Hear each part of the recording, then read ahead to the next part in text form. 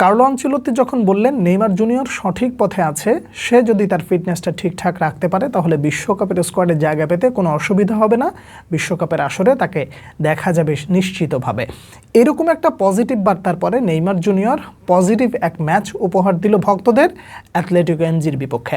MG মানে আবার অন্য কিছু মনে করেন না, দলটার পুরো নাম হচ্ছে অ্যাথলেটিকো মিনেইরো। এই যে নেইমার জুনিয়র যে ম্যাচটা আপনাকে উপহার দিল, এর মধ্যে পজিটিভ বার্তা আছে, নেগেটিভ বার্তাটাও আছে, দলীয়ভাবে কিছু নেগেটিভ বার্তা আছে, এবং একই সাথে সতীর্থদের মাধ্যমে নেইমার জুনিয়র যে আসলে কতটা স্ট্রাগল করছে সেই বিষয়টা একটু ইন ডেপথ আলোচনা করব এবং পুরো ব্যাপারটা বোঝানোর চেষ্টা করব। দয়া করে একটু ধৈর্য ধরে শুনবেন, এবং যদি আপনি ম্যাচটা দেখে থাকেন তাহলে কোন কোন জায়গায় কী সমস্যা আপনার চোখে ধরা পড়েছে সেটাও আপনি বলবেন। আশা করি দুজনেরটা একসাথে মিলে যেতে পারে।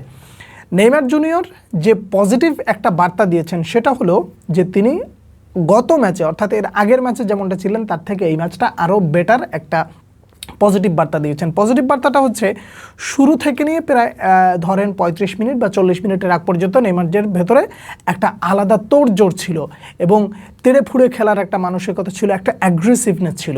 এই জিনিসটা হলো একটা পজিটিভ বার্তা, এবং এই পজিটিভ বার্তাটা সময় যত গেছে তত কমে গেছে। এটাকে আবার আপনি নেগেটিভ বার্তা হিসেবে ধরতে পারেন। প্রথম হাফ রেফারি যদি উল্টাপাল্টা সিদ্ধান্ত না নিত বা আজাইরা কেচাল না করতো, মানে ব্যক্তিগতভাবে এইভাবে কেন বলছি, মনে হচ্ছিল যে লা লিগা থেকে একটা রিজেক্ট মাল মানে তুলে নিয়ে তারপরে হচ্ছে এই ম্যাচটা পরিচালনা করতে গেছে।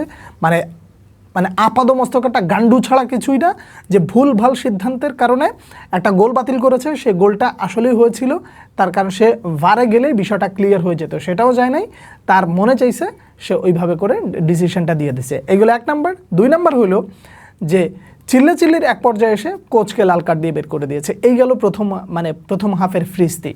প্রথম হাফের ফিরিস্তিতে একটা জায়গায় ওই যে শুরুতে যেমনটা বললাম যে সতীর্থদের মাধ্যমে বা সতীর্থদের কারণে নেইমার যে আসলে কতটা স্ট্রাগল করছে সেটা বোঝা যায়।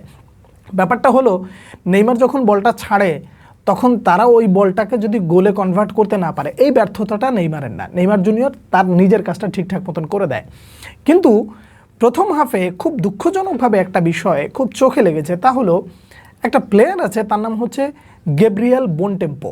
এই টেম্পুর ঘরের টেম্পু রাইট সাইড দিয়ে বলটা নিয়ে উঠে গেছে, নেইমার জুনিয়র টপ ডি এর সামনে দাঁড়ায়, সে হাত দিয়ে দেখা দিচ্ছে যে আমারে বলটা দাও, সে তা বলটা ওই জায়গায় না দিয়ে সে সরাসরি গোলে কিকটা করে দিয়েছে। ওইখান থেকে একটা বিতর্ক তৈরি হয়। বিতর্কের কথাটা তো আগেই বললাম যে রেফারি একটা গোল দেয় নাই এবং ভুলভাল কিছু সিদ্ধান্ত নিয়েছে।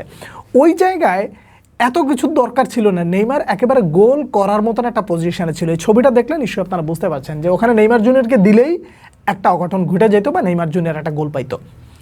এই চিত্রটা ম্যাচের ভেতরে কয়েকবার ঘটছে যে নেইমার জুনিয়র বল চাইতেছে, সতীর্থরা তাকে বল দিচ্ছে না।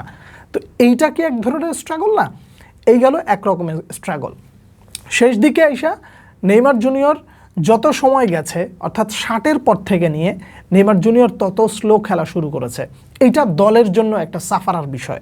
ব্যাপারটা আপনার জন্য নেগেটিভ বার্তা হলেও একটা জিনিস ক্লিয়ারলি বুঝতে হবে, সেটা হলো নেইমারের এখন এই মুহূর্তে যে ফিটনেস, এই ফিটনেস নিয়ে নেইমার যদি ফুল রিদমে 40 মিনিট খেলে ওকে, যদি 50 মিনিট খেলে ওকে, যদি 60 মিনিট খেলে ওকে, তারপরেই নেইমারকে উঠায় নিয়ে যাওয়া এটা একটা সেফ গেম। এখন নেইমার জুনিয়রকে দিয়ে জোর করে যদি খেলানো হয় তাহলে সেটা হবে একটা ভুল ডিসিশন। এখন নেইমার নিজের থেকে খেলছে কিনা বা তাকে দিয়ে আসলে খেলানো হচ্ছে কিনা সেটা নেইমারের উপরে ছেড়ে দেওয়া যাক। ব্যক্তিগতভাবে খেলা দেখে মনে হলো নেইমার 60 মিনিট পর্যন্ত ফুল রিদমে খেললে সেটাই বোধহয় ভালো হবে, জোর করে খেলানোর কিছু না, এতে দলের উপরে একটা ইফেক্ট পড়ে।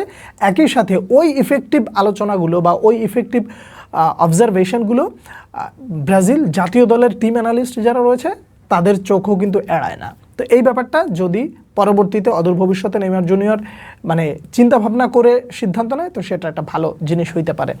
নেইমার জুনিয়র যে স্ট্রাগল করতেছে সেই জায়গার যে 2 নাম্বার পার্ট, সেটা হলো একটা হলো নিজের দেশ, না এটা হলো নিজের দেশে খেলছে, এই দেশটা তো তার নিজের। এইরকম একজন স্টার প্লেয়ারের বিপক্ষে যদি মিডিয়া লেগে যায় তাহলে সেটা একটা দুঃখজনক একটা ব্যাপার না? নেইমার জুনিয়রের বিপক্ষে মিডিয়া লেগেছে, অমুক লেগেছে, তমুক, লাগার কোনো শেষ নাই। অথচ এই মানুষটা দরকার ছিল যে সবার কাছে একটা বরপুত্র হয়ে থাকা। সে মাঠের বাইরে স্ট্রাগল করতেছে মিডিয়া নিয়ে, মাঠের ভেতরে স্ট্রাগল করতেছে সতীর্থদের নিয়ে। লোকটা যাবে কই?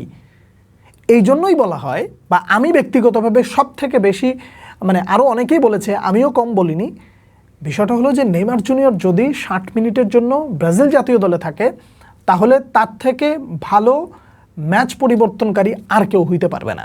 এটা একেবারে পরিষ্কার কথা। আপনারা যারা ম্যাচটা দেখেন বা দেখেছেন তারা এই ব্যাপারগুলো ভালো করে মিলিয়ে নিয়েন। কতগুলো অথর্ব এইভাবে বলাটা ঠিক না, তারপরেও বলতে বাধ্য হচ্ছে শুধুমাত্র নেইমারের জন্য, যে তাকে আসলে না হচ্ছে তাকে আমরা মানে বুঝতে পারি না, তার কাছ থেকে খেলা আদায় করে নিতে পারি না, সে আমাদেরকে কোনো একটা কিছু দিলে সেটা নিয়ে গোল করে দলকে আগায় দিতে পারি। এই ধরনের সমস্যাগুলো যখন মানে সতীর্থদের দিয়ে করানো হয় বা সতীর্থরা যখন এই ধরনের আচরণ করে তখন একটা প্লেয়ার আস্তে আস্তে আস্তে আস্তে স্লো হয়ে যায়। কতক্ষণ বলা যায়? একবার বলা যায়, দুইবার বলা যায়, কিন্তু 10 বার তো আর বলা যায় না। এই হইল বিরক্তিকর পরিস্থিতিগুলো। কিন্তু তারপরেও নেইমার জুনিয়র যেটা দেখিয়েছেন সেটা আমার কাছে পজিটিভ বার্তা, যে ওই শুরু থেকে নিয়ে প্রথম হাফ পর্যন্ত নেইমারের ভেতরে যে অ্যাগ্রেসিভনেস দেখেছি সেটা অবশ্যই একটা ভালো বার্তা দেয়। নেইমারকে সৃষ্টিকর্তা ভালো রাখুন, সে এইভাবেই আস্তে আস্তে সামনের দিকে এগিয়ে যাক। বিশ্বকাপ যত মানে বিশ্বকাপের সময় যত নিকটে আসবে, স্কোয়াড ঘোষণার সময় যত নিকটে আসবে, নেইমার জুনিয়র ততটাই ভালো খেলুক, নিজেকে আরও গুছিয়ে নিক, সেটাই প্রত্যাশা। আপনারা কে কী দেখেছেন অবশ্যই জানাবেন। পরবর্তী ভিডিওতে আবারও দেখা হচ্ছে, সে পর্যন্ত অনেক অনেক ভালো থাকবেন। আল্লাহ হাফেজ।